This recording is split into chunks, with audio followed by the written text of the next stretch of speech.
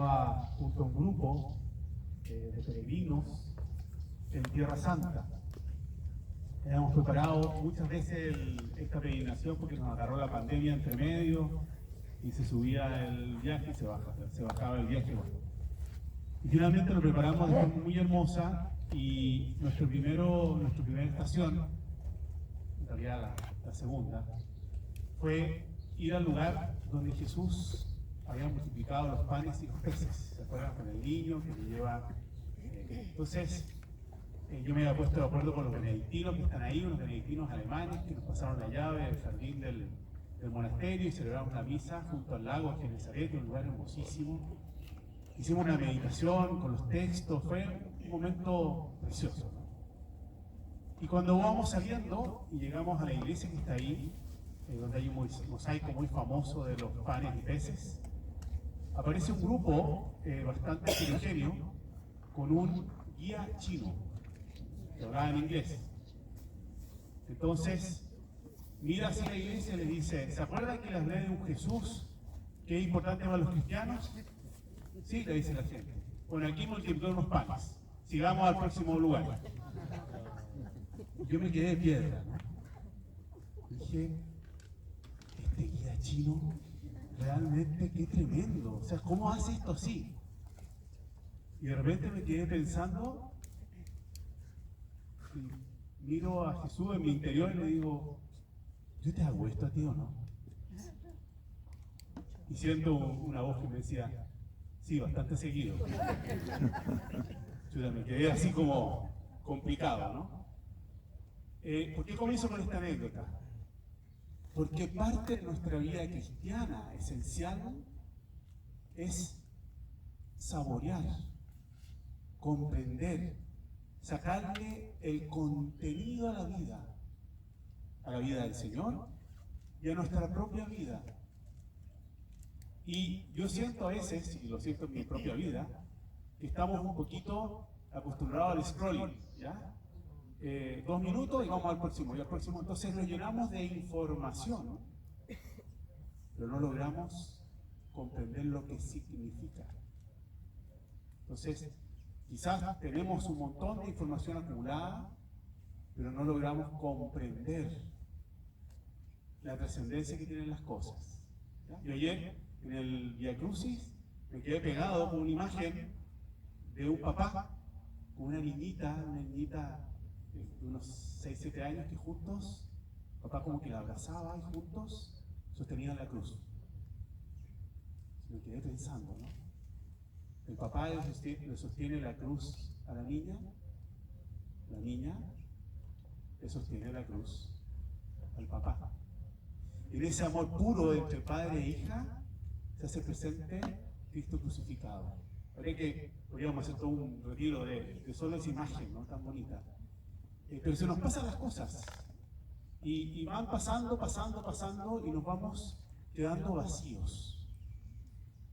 Yo creo que cuando nuestros sucesores en muchos siglos más nos miren, van a pensar que estábamos locos de la velocidad con que vivimos, de cómo pasamos de una cosa a otra sin detenernos, porque no nos da el tiempo, no porque seamos mala gente, sino porque no nos da el tiempo.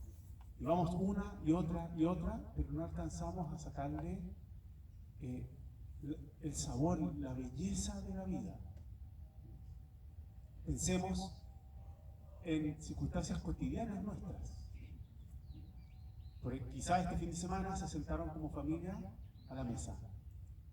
Una experiencia totalmente natural. Aquí hay muchos papás y quizás uno nunca se pregunta y dice: ¿y en el futuro nos podremos sentar todos a la mesa como estamos ahora? Porque los hijos se casan, se van para acá, van para allá. Esta es una oportunidad bonita. Conversar, alegrarse, compartir. Son cosas simples, pero que tienen muchísimo valor. Y cuando no sabemos el valor que tienen, las pasamos por alto y no las disfrutamos como el Señor quiere.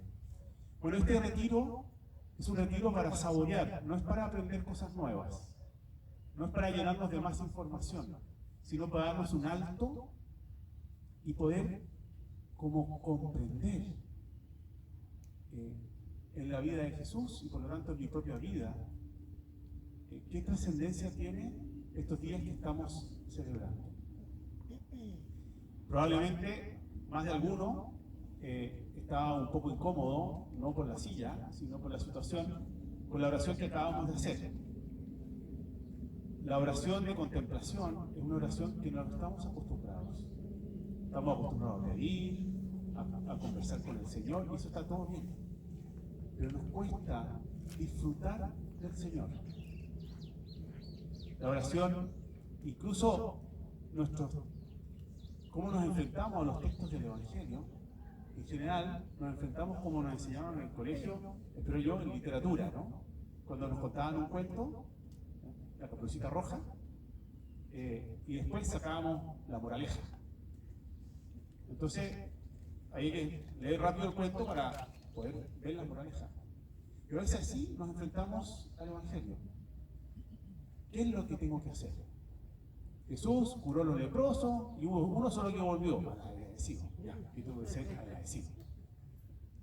Pero no logramos saborear ni contemplar la belleza de la escena. Lo que sintió Jesús, lo que sintió el leproso, los gestos que hubo, cómo trató el Señor a cada uno, cómo los miró. Y como no logramos contemplar y saborear, no logramos enamorarnos. Encontramos que Jesús es un maestro, pero no logramos que toque el corazón. Y la oración de contemplación es eso. No se trata de modificar tantas cosas. Es como cuando uno va a la playa, o aquí mismo que hay unas puestas de sol muy bonitas, y uno se queda contemplando, mirando. Y esa contemplación no tiene ningún objetivo extra. Y uno no empieza, bueno, yo en realidad un sol es poco, yo pondría dos. Haría que caiga uno primero, el otro después, y pondría el mar aquí y acá. No empezamos a pensar, gracias a Dios, eso, sino que disfrutamos de lo que se nos da. Y los retiros nos vienen muy bien para saborear, para disfrutar lo que el Señor nos da. Este retiro no tiene muchas pretensiones, quiere solamente poner nuestra concentración en la mirada de Jesús, la mirada a Jesús y finalmente nuestra mirada. Y esta primera parte vamos a poner nuestra atención en la mirada de Jesús, una mirada que transforma, una mirada que no dejó de poner sus ojos en nosotros. Se trata de que esta Semana Santa, este tríodo pascual, no lo vivamos como algo que sucedió hace 2000 años, como un dato de la causa, como el historiador que se enfrenta a acontecimientos, que no tiene nada de malo, porque esos acontecimientos nos constituyen como personas.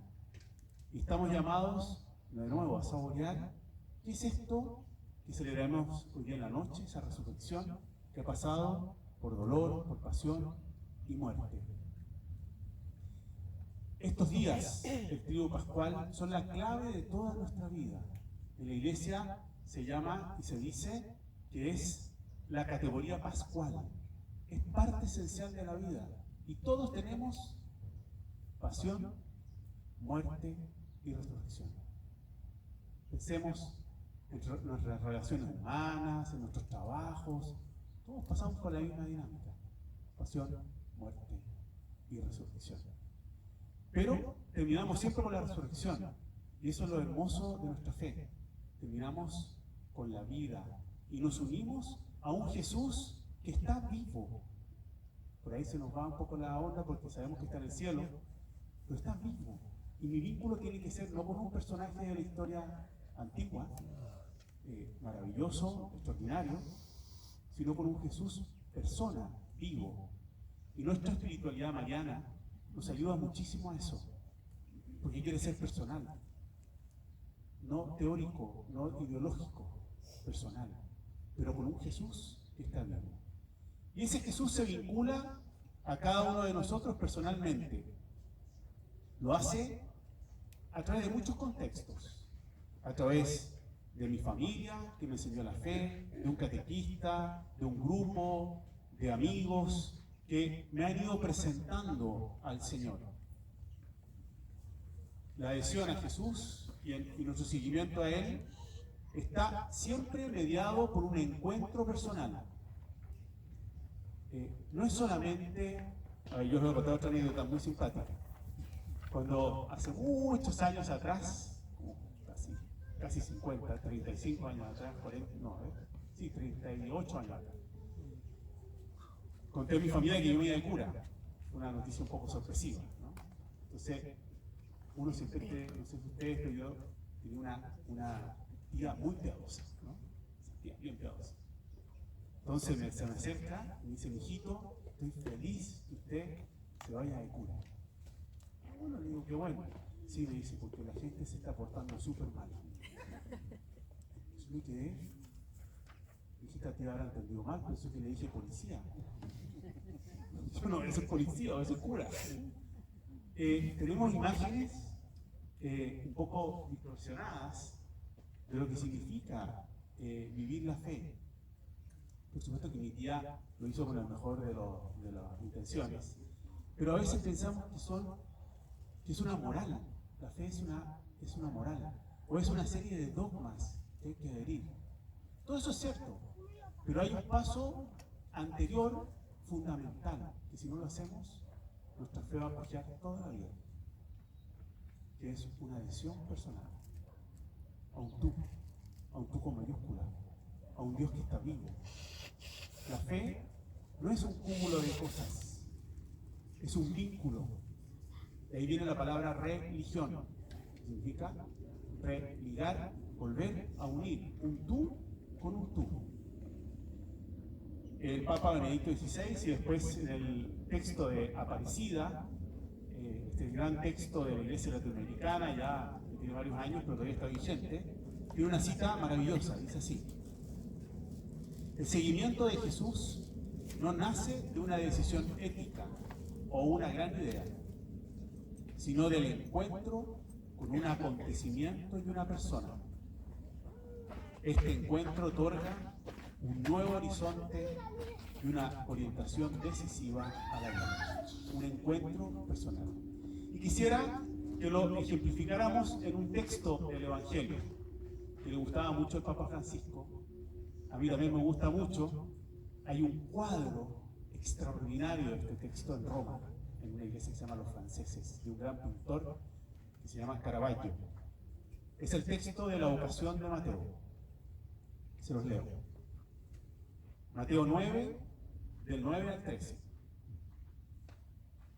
Cuando Jesús se iba de allí, al pasar, vio un hombre llamado Mateo, sentado en el despacho de impuestos, y le dice: sígueme. Él se levantó y le siguió. Y sucedió que, estando él a la mesa en casa de Mateo, vinieron muchos publicanos y pecadores, y estaban a la mesa con Jesús y sus discípulos. Al verlo, los fariseos decían a los discípulos: ¿por qué come vuestro maestro con publicanos y pecadores? Pero él, al oírlo, dijo: no necesitan médicos los que están fuertes, sino los que están mal. Vayan pues y aprendan qué significa aquello de misericordia quiero y no sacrificio, porque no he venido a llamar a justos, sino a pecadores. Lo primero del texto, podríamos hablar ahora de este texto, es un texto extraordinario. Lo primero del texto, y quiero centrarme ahí, es que Jesús vio, iba pasando y vio, o sea, posó su mirada en Mateo. Si ustedes hacen una rápida revisión, se van a dar cuenta que esto se repite en un montón de textos del Evangelio. Vio a Mateo. Y dice: a un hombre llamado Mateo. ¿Qué significa esto que Jesús vio? Jesús mira lo profundo del ser humano. No se queda con las apariencias como nos pasa a nosotros. Jesús no miró primeramente su debilidad. Mateo era un truán. Los cobradores de impuestos eran las cosas peores que existían en el tiempo de Jesús. ¿Por qué? Trabajaban para el país invasor. Imagínense en Ucrania, un ucraniano que trabaja para los rusos. Y además les cobraba los impuestos de dinero que los judíos no tenían porque eran gente muy pobre. Pero para ganarse su sueldo, les cobraba extra. Y lo demás se lo embolsaba. Entonces era un personaje bastante odiado, ¿no? Por razones obvias. Era un truán. Se aprovechaba de la situación del pueblo de Israel para hacerse rico. Y Jesús no vio en Mateo al publicano, al traidor y al extorsionador. ¿Qué vio Jesús? Vio su historia que no conocemos, su capacidad de amar, y lo miró como siempre lo hace el Señor, con esperanza. Hay otra escena bíblica lindísima en Lucas 7, 36 a 52, cuando Jesús se va a cenar con el fariseo Simón. Y están cenando en la casa y entra una prostituta a la cena. Y la mujer se pone a llorar, y empieza a llorar en los pies, y comienza toda una escena muy fuerte. Otro retiro con ese texto. Y Simón se queda de piedra y dice, ¿cómo se deja tocar? Si tú te dejabas tocar por una persona impura, te dejas impuro. ¿Cómo se deja tocar que se hace el maestro y toda la cosa? Y empieza el rollo, ¿no? En la mente de Simón. Y Jesús le hace una sola pregunta. Una pregunta que rompe todo. Le dice, Simón, ¿ves a esta mujer? ¿Ves a esta mujer? ¿Qué veía Simón? Simón no veía a la mujer. Veía a la prostituta, a la pecadora, a la impura. Ni siquiera sabía cuál era el nombre de la mujer. Y Jesús trata de situarlo. Después sigue la lectura, habría que verla pormenorizadamente. Jesús ve a la mujer, no ve su debilidad, ve a la mujer a lo más profundo, a las heridas que traía esa mujer, y logra reconstruirla con el cariño, con la delicadeza y la entrega del Señor. Jesús ve en lo profundo y ve con esperanza. Jesús ve a un hombre que se llama Mateo, el nombre que traemos, que para el judío tenía que ver mucho con su vida personal, como decimos en Church, vida personal, la misión de vida. En el nombre está contenida una historia, los deberes personales, el recorrido familiar, la vida social, los anhelos de Mateo. Por ejemplo, Juan significa el elegido. Si ustedes lo aplican a Juan el Bautista o Juan el Apóstol, le queda impecable. ¿Y qué significa Mateo? Mateo significa regalo o don de Yahvé. Regalo de Yahvé. ¿Y qué hace Jesús? Lo devuelve a su nombre. Él estaba perdido, pensando en cualquier cosa, en llenarse de bienes. Y Jesús lo vuelve a remitir a su origen, que es un don de Yahvé. El Señor mira siempre desde la nobleza, desde lo que Dios quiso con nosotros. Aquí aprovecho de contarles una anécdota que no es mía, es de un francés extraordinario que se llama Tim Guénard. Un chico que fue abandonado por su madre, que su padre lo maltrató, lo dejó 2 años en el hospital, de todos los golpes que le hizo, que quedó abandonado en un hogar, deambulando de un lado al otro, que se hizo un delincuente, y en un momento va a un encuentro con una jueza con toda la carpeta, con todas las fechorías que había hecho este chico. Entonces él cuenta en su libro autobiográfico que la jueza agarra la carpeta, la echa para el lado, no lee ni una página, y lo mira y le dice: Tim, ¿para qué eres bueno? Y ahí le cuenta que él dibujaba, entonces lo mete en un curso, bueno, y ahí cambia su vida. Y él cuenta en su libro y dice: fue la primera vez en mi vida que alguien me miraba con amor y con esperanza. Y eso me rompió por dentro. Y ahí, bueno, sigue el libro, no se lo voy a contar, está buenísimo. Cómo esa mirada logró cambiar una vida.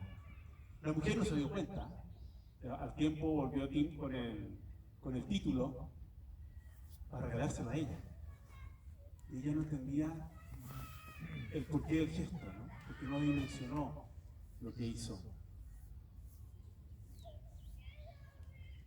Jesús nos mira con una mirada llena de amor y de esperanza. Y esa esperanza no se cansa nunca. Jesús no se cansa. Dios no se cansa de mirarnos con esperanza. Y por eso nosotros también tenemos que aferrarnos a eso. Sobre todo si algún pariente, hijo, nieto, quien sea, está lejos de Dios o tiene una vida quizás no tan plena, hay que acordarse que Dios no se cansa. Nunca. Nosotros sí nos cansamos. Jesús, ¿cómo mira a Mateo? ¿Dónde lo encontró? Lo encontró en la mesa de los impuestos. O sea, en su quehacer. No lo encontró en un momento mágico. No bajaron los ángeles, se le pusieron delante a Mateo en un momento precioso, junto al lago, en una puesta de sol, con todos los planetas alineados.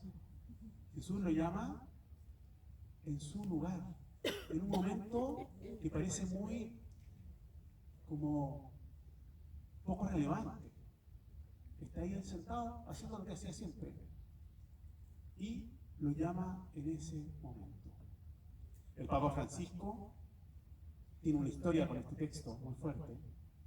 Él, un joven, buena gente, iba a una fiesta en un momento y decide pasar por una iglesita que había en su barrio. Entra a esa iglesia, se confiesa y sale decidido a hacerse sacerdote y a cambiar su vida. Y toma el lema episcopal de un comentario de este texto de Mateo, que dice así: lo miró misericordiándolo. Ese es el lema del Papa Francisco, que es esa experiencia de la mirada del Señor con cada uno en la cotidianidad. Él iba por la calle pensando en su fiesta y de repente, como a Mateo, Jesús lo miró y le cambió la vida. El cuadro de Caravaggio, lo que le guste el arte, es extraordinario. Como Caravaggio, que es experto en luces y sombras, caracteriza ese momento donde una luz como que sale de Jesús y ilumina a Mateo. Es precioso. El Señor nos llama en la vida común, en las cosas de todos los días. Santa Teresa de Jesús, la española, no la nuestra, tenía muchas monjas muy místicas. Se le pasaba un poco el rollo con el misticismo. Entonces Santa Teresa le decía, que era una mujer muy aterrizada, le decía: no se confundan, le decía a las monjas, porque Jesús anda dando vueltas en los pucheros. Porque a las monjas no les gustaba cocinar. Entonces se iban a lo místico y Teresa le decía: no, si Jesús anda en los pucheros, ahí anda. Encuéntrenlo ahí, en la vida cotidiana. El problema de que Jesús sí se nos aparece en la vida cotidiana, pero como lo veíamos al comienzo, no lo percibimos bien, no paramos para hacer silencio y descubrirlo en esa vida. Se nos pasa. San Agustín tenía un texto muy lindo que dice: yo solo temo al ángel que pasa. está meditando la Anunciación. Y dice, ¿qué hubiera sido si María hubiera estado pensando cualquier cosa? Se le aparece el ángel y no le para bola y se pasa el momento, ¿no? Gracias a Dios María no es así, pero San Agustín dice, bueno, ¿qué pasa si a mí se me pasa el momento, no? Viene el Señor con un anuncio, no con un ángel con alas de pluma, y yo estoy pensando cualquier cosa.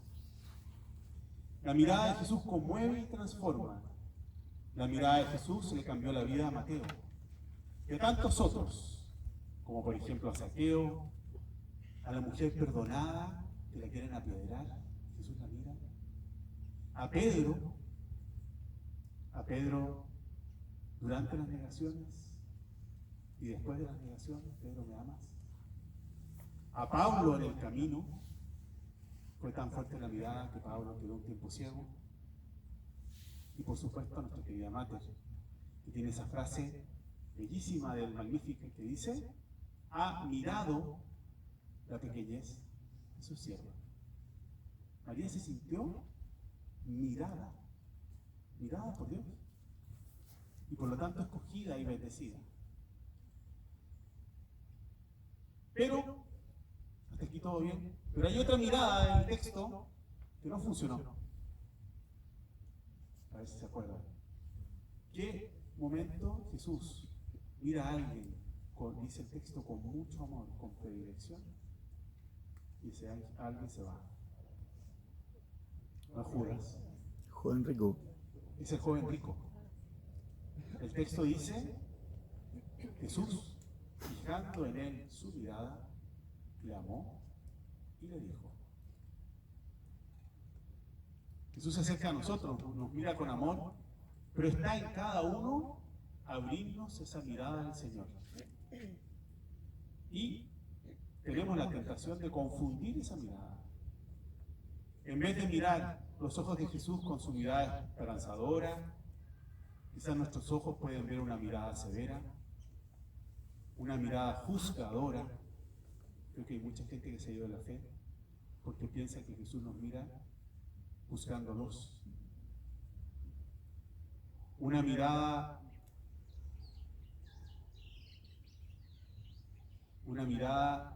exigente, una mirada dura, una mirada triste.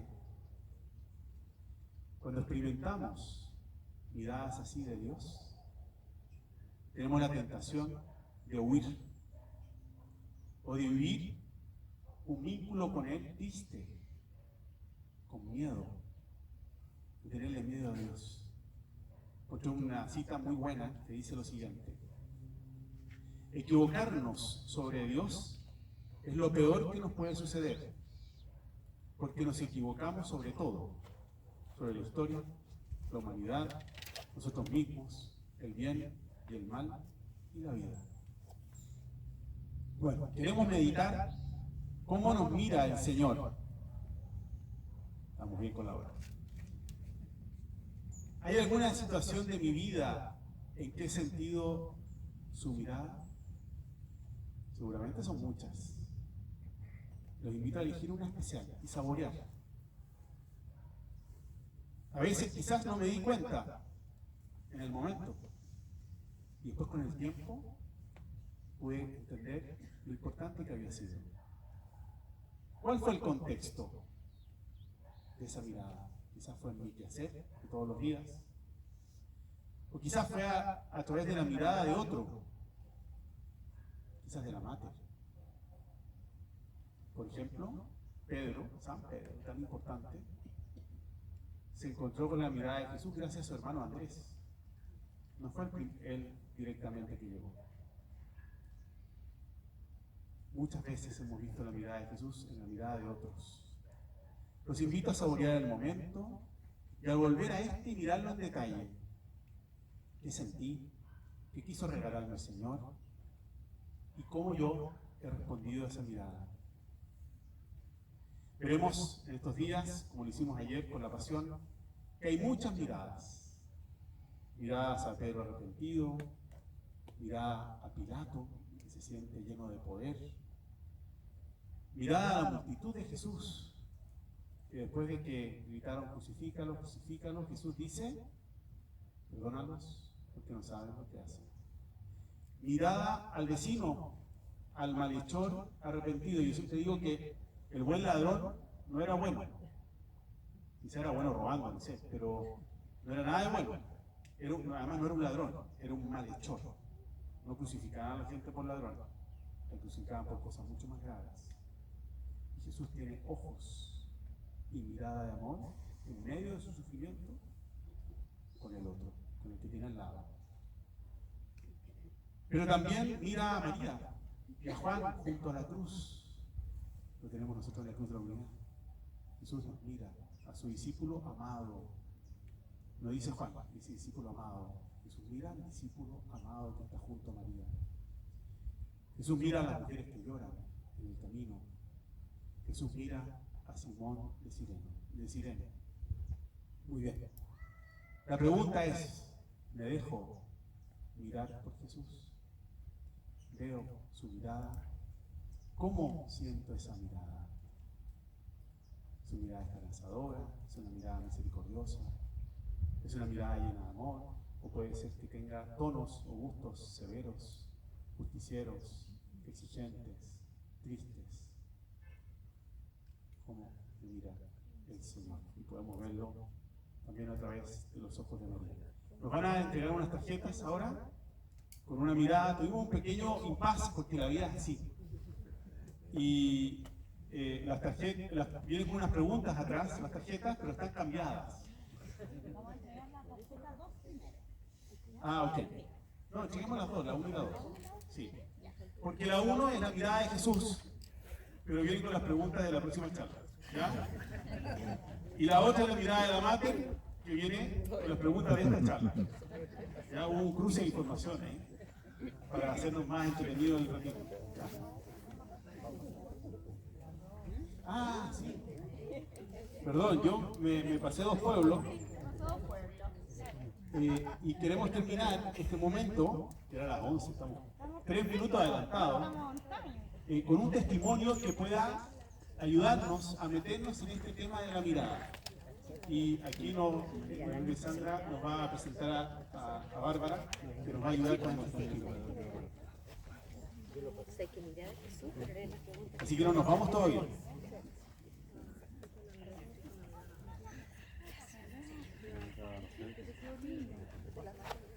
Ahí sí.